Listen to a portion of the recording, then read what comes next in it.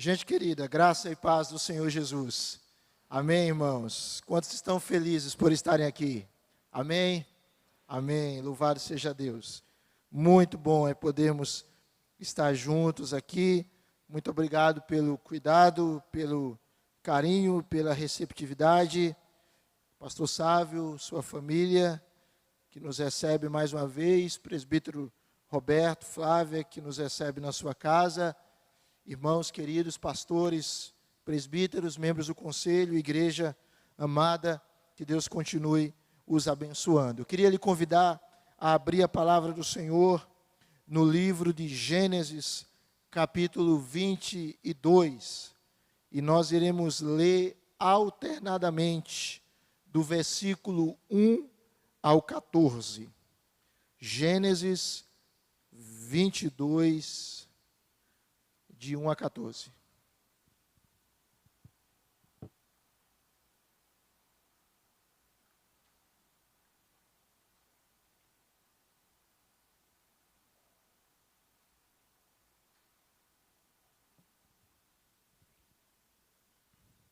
Vamos fazer essa leitura.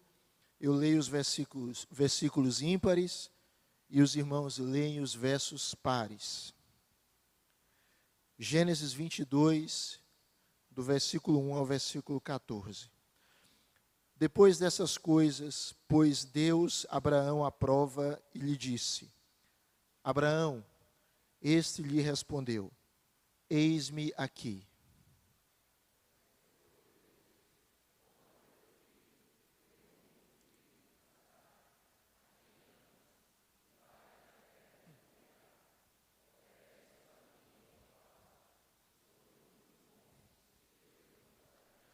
Levantou-se, pois, Abraão de madrugada, e tendo preparado o seu jumento, tomou consigo 2 dos seus servos e a Isaque, seu filho, rachou lenha para o holocausto e foi para o lugar que Deus lhe havia indicado.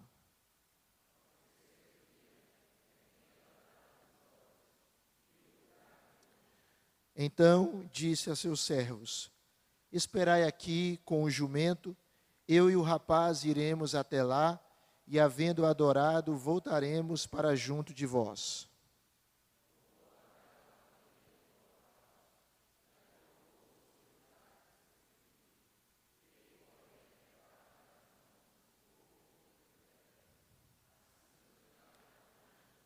Quando Isaque disse a Abraão, seu pai: Meu pai, respondeu Abraão: Eis-me aqui, meu filho. Perguntou-lhe Isaque: Eis o fogo e a lenha, mas onde está o cordeiro para o holocausto?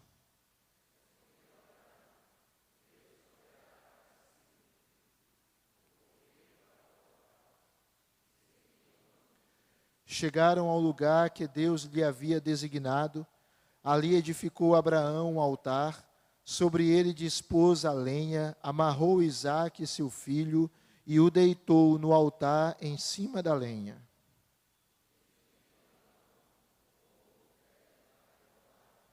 Mas do céu lhe bradou o anjo do Senhor: Abraão, Abraão. Ele respondeu: Eis-me aqui.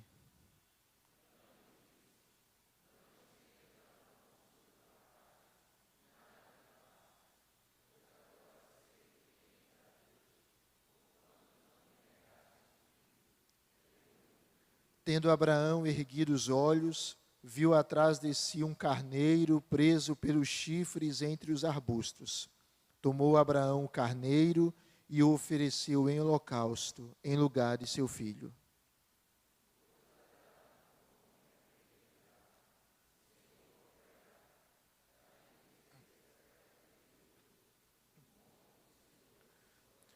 Vamos orar mais uma vez. Senhor, obrigado pela oportunidade de estarmos aqui como igreja para te adorar. Pai, nós te louvamos pela tua palavra, que é mais doce do que o mel, a tua palavra que é viva e eficaz. Senhor, dá-nos a graça de continuarmos ouvindo a tua voz, que a tua palavra fale ao nosso coração, que a tua palavra trabalhe, que o nosso espírito, a nossa alma, esteja receptiva à tua voz, e que nesta noite o Senhor continue sendo glorificado e o teu povo abençoado. Fala conosco, derrama, ó Espírito Santo, o teu poder, enche este lugar com a tua glória, repreende todo o mal e faz em nós a tua vontade, em nome de Jesus. Amém, amém. Irmãos queridos, o reformador João Calvino, ele afirmou que o coração do homem é uma fábrica de ídolos.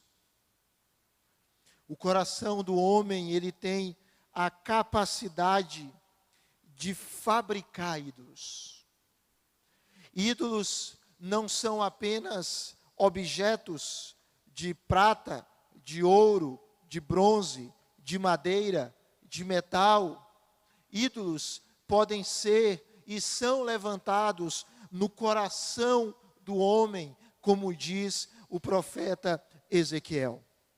O que é um ídolo, irmãos?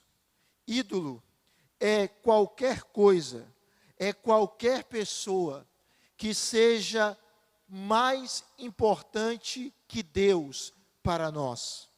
Ídolo é qualquer coisa, qualquer indivíduo que absolva o nosso coração, a nossa imaginação, mais do que Deus.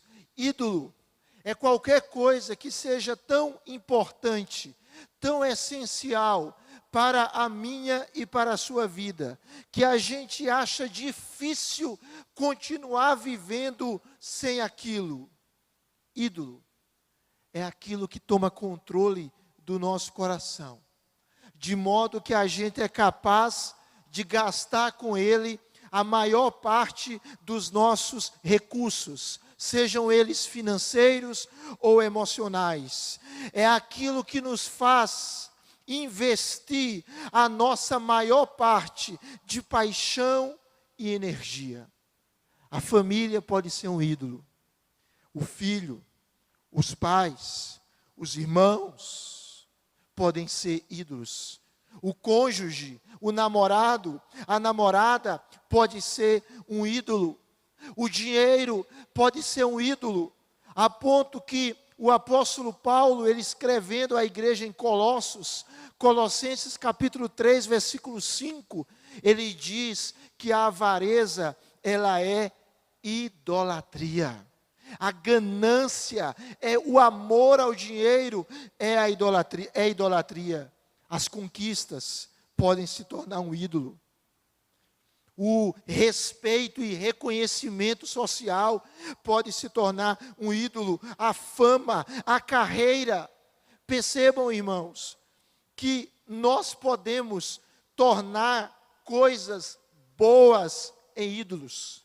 Nós podemos transformar bênçãos em falsos deuses. Eu queria que você imaginasse o seguinte: se há algo na vida de alguém aqui, que você visualiza da seguinte forma: se eu tiver isso, se eu obter isso, eu vou sentir que a minha vida tem significado.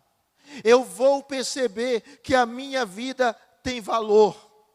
Ídolo é é aquela ideia que nós criamos que alguém ou algo pode nos oferecer segurança, satisfação, sentido, significado e proteção.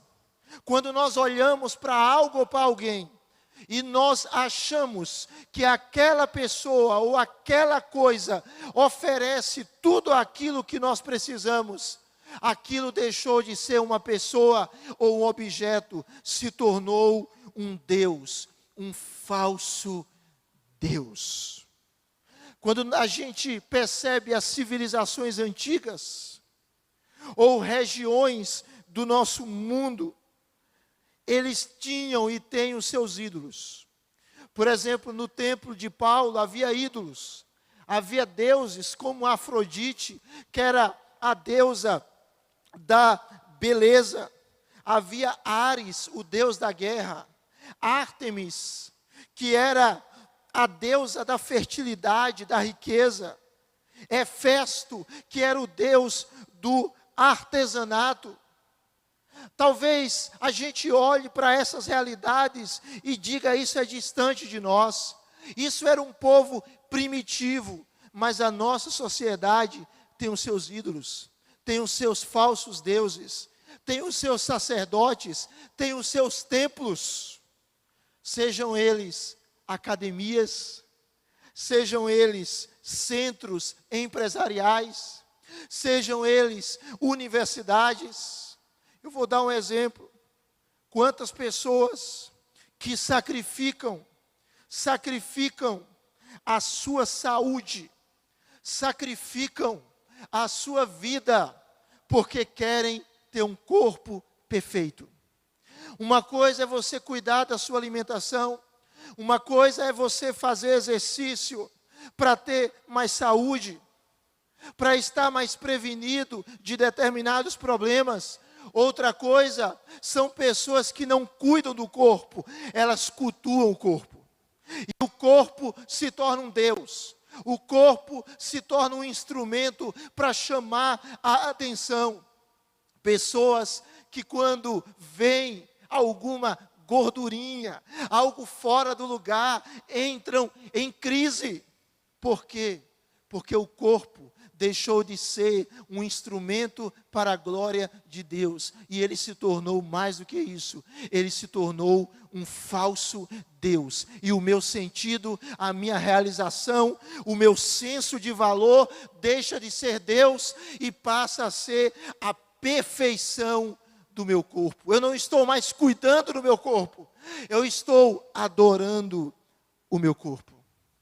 Quantas pessoas que talvez não sacrifiquem filhos para deuses pagãos, mas por causa do dinheiro, por causa da carreira, por causa da fama, por causa do sucesso, eles sacrificam as suas famílias, eles sacrificam os seus cônjuges, eles sacrificam as suas crianças. Na verdade, nós vivemos hoje uma fase de sacrifício de crianças, em que pais negligenciam a família, negligenciam o lar, porque querem conquistar postos cada vez mais elevados. O sucesso dele caminha não junto com a saúde da família, o sucesso dele é em cima dos escombros do seu lar. No passado, as divindades eram sedentas de sangue. Hoje elas continuam do mesmo jeito. Elas exigem das pessoas devoção. Elas exigem das pessoas a adoração. Elas exigem das pessoas a sua vida. Se alguém se torna mais fundamental na minha e na sua vida do que Deus, para a nossa felicidade, para o sentido da nossa existência, para a nossa identidade, nós estamos diante de um ídolo. Se algo toma mais o nosso pensamento, os nossos sentimentos do que Deus, aquilo se tornou um falso Deus. Como diz Romanos 1:25, trocaram a verdade de Deus em mentira e adoraram e serviram a criatura em lugar do Criador. Pensa o seguinte: às vezes a gente recebe, ou muitas e muitas vezes, sempre, nós recebemos bênçãos de Deus para a nossa vida, mas nós precisamos ter cuidado para que essas bênçãos não sejam alvos da nossa devoção, da nossa adoração. Vou dar um exemplo. Pessoas que porventura sonham em passar em um vestibular, sonham em passar em uma seleção de mestrado, sonham em passar em um concurso, sonham em ser promovidos na sua empresa, sonham em conseguir um emprego, e Deus dá, e Deus abençoa. Mas aquele emprego, aquela faculdade, aquela promoção, ela começa a tomar o coração daquele indivíduo. Ela começa a atingir áreas de divindade.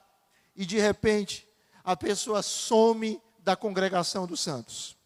A pessoa deixa de ter vida devocional. A pessoa deixa de participar dos cultos ou faz isso de maneira muito esporádica. A pessoa abandona os ministérios, abandona o serviço. E quando alguém pergunta, meu amado, o que é que aconteceu com você? E ela dá a clássica resposta, eu estou trabalhando demais. Eu não tenho tempo. A faculdade está me esgotando. O trabalho está me sugando e eu não tenho tempo. Eu perdi o tempo para a comunhão com Deus. Eu perdi o tempo para o serviço. Eu perdi o tempo para a adoração comunitária. E a sua vida é absorvida por outras coisas. Sabe o que aconteceu? Você transformou a bênção de Deus em um falso Deus. Em um ídolo. É isso que aconteceu. Quando nós olhamos a Bíblia, irmãos, a Bíblia, ela apresenta a idolatria como um pecado essencial. E o princípio central da Bíblia é a rejeição da idolatria.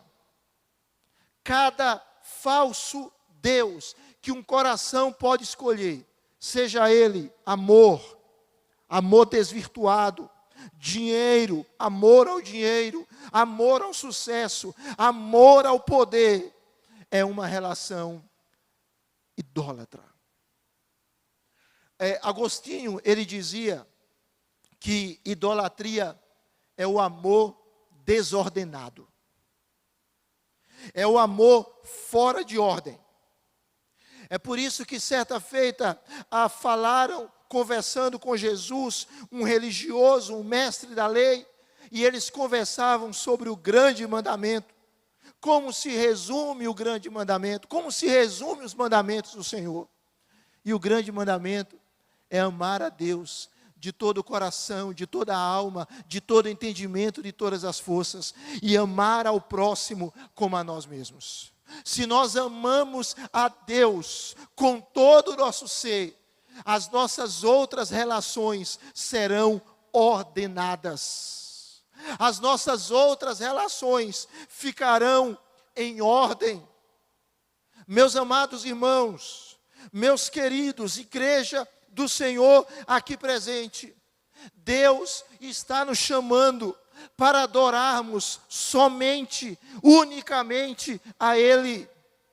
Martinho Lutero, ele dizia o seguinte: porque o primeiro mandamento é não terás outros deuses diante de mim. E Lutero dizia, porque nós só quebramos os outros mandamentos, porque antes quebramos o primeiro. Alguém só adultera, alguém só mata, alguém só rouba ou cobiça, porque antes ele deu mais importância a um falso Deus do que ao verdadeiro Deus. Ele deu mais importância aos seus desejos do que à vontade de Yahvé. Vou dar um exemplo. Uma pessoa cristã começa um relacionamento afetivo com alguém que não tem aliança com Deus. E ela sabe que aquilo é pecado. Mas ela diz, eu estou apaixonado. Ou ela diz, o tataravô dele era da igreja YZX. A família dele era da igreja tal. E a pessoa continua naquela relação que Deus já disse, não é o propósito meu para você. Sabe o que aconteceu com essa pessoa? Ela transformou o outro ou a outra em um ídolo. A pessoa se tornou mais importante para ela do que Deus. Alguém quer prosperar na vida, mas para prosperar, ele sacrifica a família. Para prosperar, ele começa a ganhar dinheiro de maneira errada. Sabe o que aconteceu? O dinheiro deixou de ser um servo e passou a ser o Senhor. O dinheiro se tornou o mamon dele.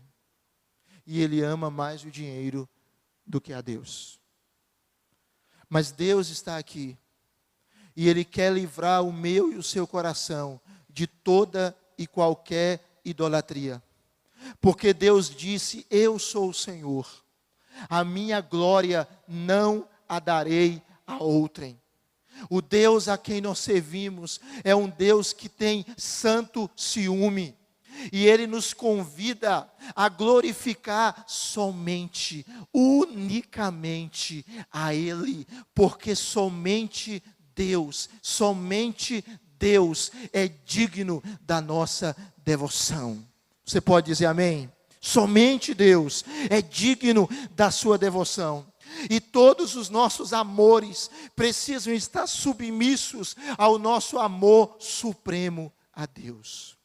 Nós lemos sobre Abraão. Abraão é uma figura central na Bíblia. O pai da nação de Israel. Nós somos filhos espirituais de Abraão. Abraão era um idólatra. E Deus chama Abraão para que ele possa cumprir o seu propósito. E diz para Abraão sair da sua terra, sair da sua parentela e ir para uma terra que Deus iria mostrar. Alguém já disse o seguinte: Abraão não sabia para onde ia, mas ele sabia com quem ia. E ele foi. E Deus disse para Abraão que iria fazer de Abraão uma grande nação. E que nele seriam abençoadas todas as famílias da terra. O detalhe é que para Deus fazer de Abraão uma grande nação, ele precisava ter filhos. Abraão não tinha filho. E Deus, quando Abraão tinha 75 anos aproximadamente, lhe promete um filho. Eles começam a esperar. Abraão tinha 75, Sara tinha 65. Sara era estéril, a sua esposa. Era estéril, não podia ter filhos, além de ser idosa. E eles começam a esperar. Chega pelas tantas, Sara fica impaciente e diz para Abraão: tenha uma relação com Agar e gere um filho com ela. Abraão faz isso. Nasce Ismael, um ato de desobediência. Mas Ismael não era o filho da promessa. O filho da promessa era aquele que Deus iria dar a Abraão através de Sara. Em um contexto em que não ter filhos era visto como uma maldição, Sara vivia esmagada por esse contexto, por essa crença, por essa perspectiva. Deus diz a Abraão que Sara vai ter um filho. Sara ri. E diz: eu da minha idade vou ter um filho.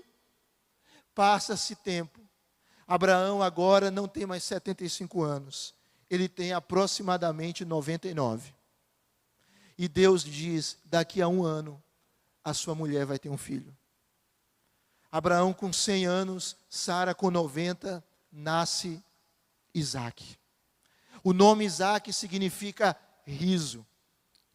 Porque a mesma Sara que um dia riu, dizendo: eu, uma mulher idosa, vou ter filhos, é a mesma Sara que agora ri, pegando seu filho, tendo o seu filho consigo. E Deus cumpre a sua promessa. Sabe por quê, irmãos? Porque Deus é fiel. Deus não se esquece. Deus é absolutamente fiel. Tudo aquilo que Deus promete, Deus cumpre. Nenhuma palavra de Deus cai por terra. Aquilo que Deus disse que vai fazer pelo seu povo, pela sua vida, Ele vai fazer, porque Ele é poderoso para fazer e é fiel para fazer. Louvado seja o nome do Senhor. E o texto nos mostra, então, que esse Isaac cresce. Alguns estudiosos dizem que Isaac agora está com aproximadamente 20 anos. E Deus, de novo, conversa com Abraão.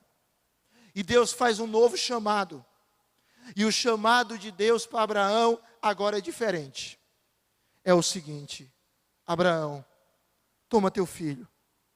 O teu filho a quem tu amas. O teu filho a quem tu tens afeição. Toma esse filho e oferece-o lá na terra de Moriá em holocausto. Eu quero que você entregue, Abraão, o teu filho a mim. E esse texto, irmãos, ele traz uma questão. Se o sacrifício de pessoas era uma prática pagã, se Isaac era o filho da promessa, por que que Deus dá um filho a Abraão e depois pede que Abraão entregue esse filho? Por quê? Será que Deus queria o corpo morto de Isaac? Não. Na verdade, Deus queria era o coração de Abraão. Deus queria era Abraão absolutamente entregue a Ele. O que Deus desejava era a afeição plena de Abraão. Deus não queria que Abraão fizesse de Isaac o seu filho, o seu amado filho, um ídolo, um Deus. Eu perguntei no culto anterior, vou perguntar de novo. Quantos aqui são pais? Levanta a mão, por favor. Muito obrigado. Pode baixar a mão. Não vou perguntar quantos são filhos, né? Todos são. Eu costumo dizer o seguinte. Foi a minha experiência. E eu creio que é uma experiência comum. Quando eu me tornei pai, eu descobri um amor que parece que eu não conhecia antes. Quando você se torna mãe, parece que você descobre um amor outrora desconhecido. Você que não é pai, não é mãe, por mais que você olhe para os seus pais e tenha certeza que eles lhe amam, você nunca vai ter a precisa dimensão do amor dos seus pais enquanto você não for pai ou mãe. Quando você for pai ou mãe, você vai entender o que é o amor de um pai e de uma mãe. Abraão amava o seu filho. Sara amava o seu filho. Mas Deus estava dizendo para eles, através daquele ato, não transforme Isaac em Deus, porque ele não é Deus. Irmãos queridos, nós não estamos preparados para sermos amados como se fôssemos deuses, porque não somos. Os nossos filhos não estão preparados para serem amados como se fossem deuses. Eles não são deuses, nós somos gente. E nós precisamos ser amados como pessoas, como seres humanos, e não como deuses. Quando nós amamos alguém como Deus, a nossa relação com aquele alguém se estraga. Sabe por quê? Porque somente Yahvé é digno do nosso amor a Ele como Deus, do nosso amor a Ele acima de todas as coisas. Quando nós amamos a Deus acima de todas as coisas, os nossos outros amores se tornam ordenados, se tornam ajustados. Eu olho para esse texto, irmãos, e a gente percebe 3 atitudes de Abraão que expressam a sua devoção a Deus. que expressam que ele não iria permitir que o seu filho tão amado, tão desejado, tão sonhado, se tornasse o seu Deus. Abraão faz 3 coisas. E essas 3 coisas são 3 tipos de relação que nós devemos ter com Deus. E 3 tipos de relações erradas que as pessoas têm com ídolos. Eu vou apresentá-la rapidamente na ordem do texto. Em primeiro lugar, Abraão, diante desse chamado de Deus para honrá-lo acima de tudo, ele obedece. No verso de número 3, depois que Deus fala com Abraão para oferecer o seu filho. Observe aí na sua Bíblia, meu irmão. Olha aí a sua Bíblia. Abraão se levanta de madrugada, prepara o seu jumento, os seus servos, racha a lenha e vai para o lugar que Deus lhe havia indicado. Ele simplesmente obedece. Ele não questiona, ele não reclama, ele não murmura, ele não se ressente, ele obedece. Me lembro de um pastor que ele dizia assim: se Deus lhe mandar sentar, não procure cadeira, sente. Apenas sente. E é isso que Abraão faz. Ele não questiona a ordem de Deus.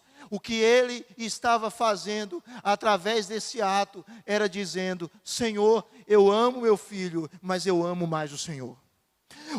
Eu amo meu filho, ele é importante demais para mim. Eu estou disposto a dar a vida por ele, mas mais do que o meu filho, eu amo o Senhor, porque o meu filho foi presente do Senhor para mim. E eu quero honrar o Senhor te exaltando, e eu quero honrar o Senhor amando o meu filho de maneira que o Senhor quer que eu ame, e não de uma maneira idólatra. Abraão obedece. A verdadeira exaltação a Deus vai lhe levar a obedecer.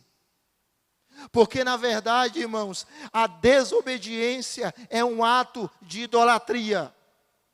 Porque nós estamos valorizando mais o pecado do que a Deus. O rompimento com toda idolatria envolve obediência. Mas há uma segunda coisa que Abraão faz, é a confiança. É a fé. Observe aí a sua Bíblia. No verso de número 4. Ao terceiro dia, Abraão ergue os olhos e vê o lugar de longe. E ele, no verso 5, diz para os seus servos. O que ele diz? Ele diz: esperem aqui. Fiquem aqui. Eu e o rapaz, nós iremos. Até lá. Nós vamos adorar. E nós voltaremos. Nós vamos voltar. Nós voltaremos. Quando você observa o verso 7, Isaac pergunta para Abraão: meu pai, está aqui o fogo, a lenha, onde está o cordeiro? E no verso 8, Abraão responde: Deus proverá para si, meu filho, o cordeiro para o holocausto. Deus vai prover. Irmãos, o autor aos Hebreus elucida esse texto. Eu queria que você continuasse comigo. O autor aos Hebreus elucida o texto.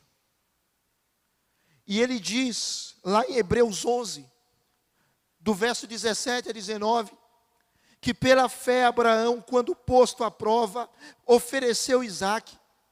Estava mesmo para sacrificar o seu unigênito, aquele que acolheu alegremente as promessas, a quem se tinha dito: em Isaque será chamada a tua descendência, porque considerou, Hebreus 11, 19, que Deus era poderoso até para ressuscitá-lo dentre os mortos, de onde também figuradamente o recobrou. Aleluia! Abraão sabia que Isaque era o filho da promessa, e que a promessa de Deus iria se cumprir em Isaque. E ele tinha a consciência de que, mesmo se ele matasse Isaque, Deus iria ressuscitá-lo. Porque Deus não falha. Porque Deus não se arrepende. Porque Deus não se esquece das suas promessas. E Ele diz: nós iremos até lá e nós vamos voltar. O meu filho não vai ficar lá. Ele vai voltar. Pai, onde está o cordeiro? Deus proverá, meu filho. E a Jireh, meu filho, Ele vai providenciar o cordeiro. Isso é fé, irmãos. A fé em Deus nos leva a obedecê-lo. Quando você crê em Deus, mesmo nas circunstâncias mais difíceis, mesmo nos momentos mais duros, você permanece de pé, porque você sabe que Deus não lhe abandona, e Ele vai usar todas as coisas para o seu bem, porque você o ama, porque você foi chamado por Ele. Abraão confia. Ele expressa a sua devoção plena a Deus confiando. Mas há uma terceira coisa. Ele adora a Deus, o amando acima de tudo. Acima de tudo. Chega a hora H, o momento específico. Diz o texto, versículos 9 e 10. Abraão não pestaneja. Abraão simplesmente pega o seu filho, coloca-o sobre o altar,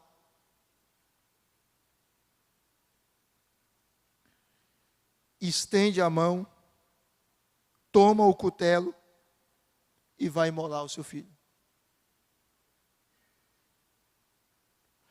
O que Abraão estava dizendo com isso, irmãos? Ele estava dizendo o seguinte: Deus, eu amo o Senhor mais que tudo. O meu filho é muito precioso para mim. Mas eu amo o Senhor mais do que ele. Na verdade, foi o Senhor que me deu ele. E ele é teu. Ele é teu. Antes ele ser meu, ele é absolutamente teu, Senhor. Eu te amo mais do que tudo. É do Senhor que eu preciso. É o Senhor que eu desejo. É no Senhor que eu tenho sentido. É no Senhor que eu tenho significado. É no Senhor que eu tenho satisfação. E tudo aquilo de bom que eu tenho e que me traz alegria, eu tenho porque o Senhor me deu. Eu encontro em Ti, Deus, tudo o que minha alma necessita. É isso que Abraão está dizendo, irmãos. É esse sentimento que nós precisamos ter. O Senhor é o nosso pastor. De nada teremos falta. Nada. Nada.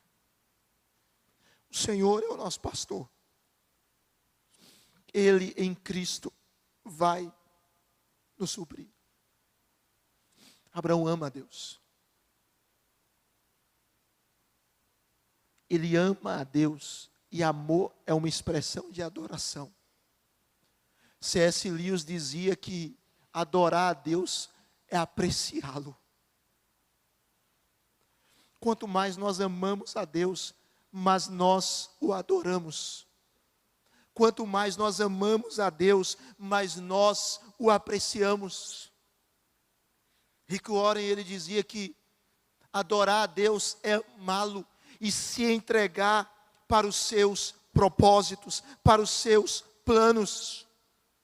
O texto diz que quando Abraão vai matar o seu filho, uma voz do céu, o anjo do Senhor, que teólogos creem que é o próprio Deus, verso 12 diz: Abraão, Abraão.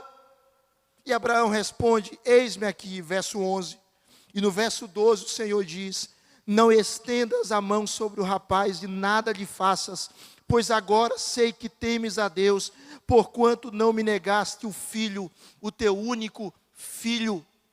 A ideia aqui do texto, o texto usa uma linguagem humana, Deus dizendo: agora sei que temes a Deus.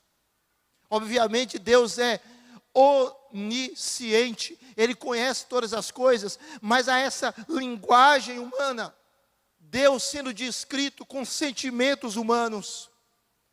E Deus estava dizendo para Abraão: Abraão, você me ama mais do que tudo, porque você não me negou o teu filho, o teu único filho. Diz o texto que naquele momento, um carneiro preso pelos chifres em um arbusto é visto por Abraão. Abraão desamarra Isaque e sacrifica o carneiro no lugar do seu filho. Queria terminar fazendo rápidas considerações. Esse texto aqui, ele trata de duas coisas. Deus estava aqui colocando Abraão à prova, para que Abraão o amasse acima de tudo. Deus não queria que Abraão amasse o seu filho acima de tudo, pois isso é idolatria. Deus estava aqui exercendo a sua misericórdia para com Abraão, para que o amor de Abraão estivesse em ordem. O seu filho deveria ser amado, mas não acima de tudo. Deveria ser amado, mas não adorado. Mas não adorado. Isaque precisava ser colocado no altar. Deus estava lidando com a tentação do ídolo do coração de Abraão. Minha pergunta é: há algum Isaque, metaforicamente falando, que você precisa colocar no altar? Há alguma coisa ou alguém na sua vida que está atrapalhando a sua devoção a Deus? Há algum ídolo do seu coração que está impedindo de você adorar a Deus como Deus merece? O que é? Pode ser algo bom, mas a sua relação com Ele está errada. É o seu filho que é o seu ídolo. É o seu marido, é o seu namorado, é a sua namorada. É a sua carreira. É o seu dinheiro, é o seu conhecimento, é o seu talento, são os seus diplomas, é o seu corpo, é a sua reputação pessoal, é a sua fama, é o seu senso de respeito próprio. O que há na minha e na sua vida que esteja ocupando o lugar de Deus? Qual é o Isaque? Coloque-o no altar de Deus. E diga: Deus, eu te agradeço por esta bênção, é bênção do Senhor e está consagrado a Ti. Isso não vai tomar o meu coração, isso não vai tomar o teu lugar no meu coração. Tu és o meu Deus, Tu és o meu Senhor.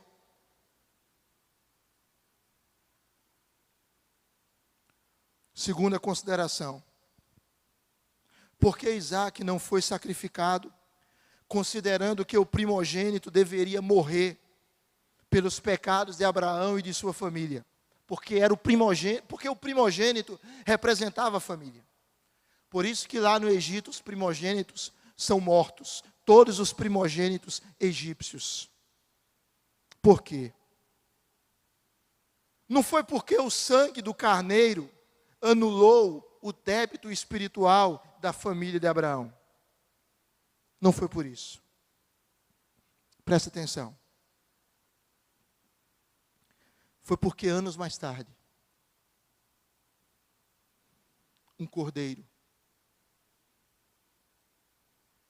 caminhou para o holocausto.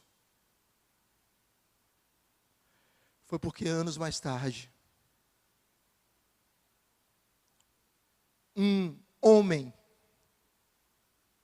que foi reputado por João Batista como Cordeiro de Deus, que tira o pecado do mundo, foi para a cruz. Sabe por que você tem esperança e eu tenho esperança? Sabe por que a saída para mim e para você? Sabe por que você pode exultar de alegria em Cristo? Sabe por que você está livre da morte eterna? Sabe por que você pode ter a vida eterna? Porque no Calvário, um outro primogênito foi estendido sobre um madeiro para morrer. Porque no Calvário, quando o Filho amado de Deus clamou: meu Deus, por que me desamparaste? Não houve nenhuma voz do céu para livrá-lo. O céu se fechou. E Jesus ficou só.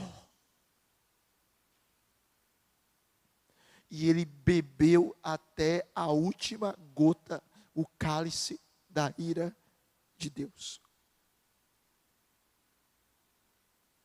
Ele foi abandonado. É por isso que você não é abandonado. Deus não abandona a nós, porque um dia Ele precisou abandonar o nosso filho, o seu filho, o nosso representante. Deus não derrama a sua ira sobre nós, porque Ele sacrificou o Cordeiro no Calvário. O Cordeiro que tira o pecado do mundo, porque Ele pagou o preço. O verdadeiro substituto para o filho de Abraão, para nós, não foi aquele Cordeiro, lá de Gênesis 22, mas foi Jesus. Aquele que sofreu pelos pecados, uma vez por todas, para nos conduzir a Deus. O verdadeiro Cordeiro que tira o pecado do mundo é Jesus. E Paulo diz em Romanos 8:32, aquele que não poupou seu próprio filho, mas por todos nós o entregou, porventura não nos dará juntamente com ele todas as coisas. Preste atenção. Se Deus não poupou Jesus, mas Ele entregou Jesus por você, há algo verdadeiramente bom que Deus não vai fazer por você. Há algo que vai trazer glória para o nome dEle, que esteja de acordo com a vontade dEle, que abençoe verdadeiramente a sua vida, que Ele não vai fazer, não há. Não há. Se Deus não poupou Jesus, em Jesus nós temos tudo o que a nossa alma precisa. Como é que se vence a idolatria?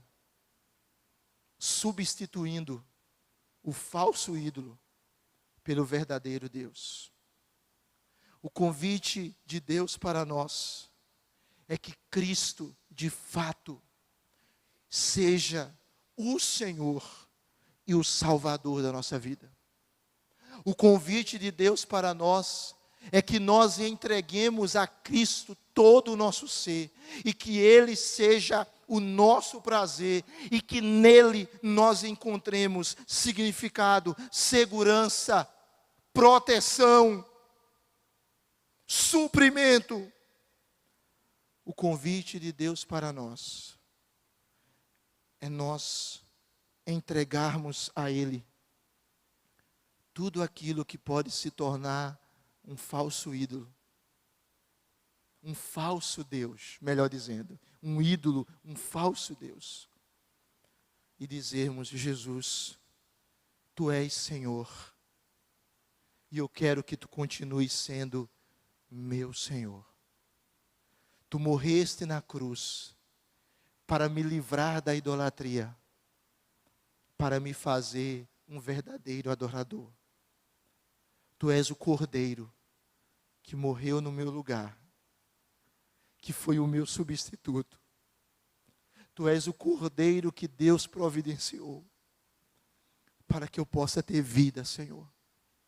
E eu quero viver para sempre com o Senhor.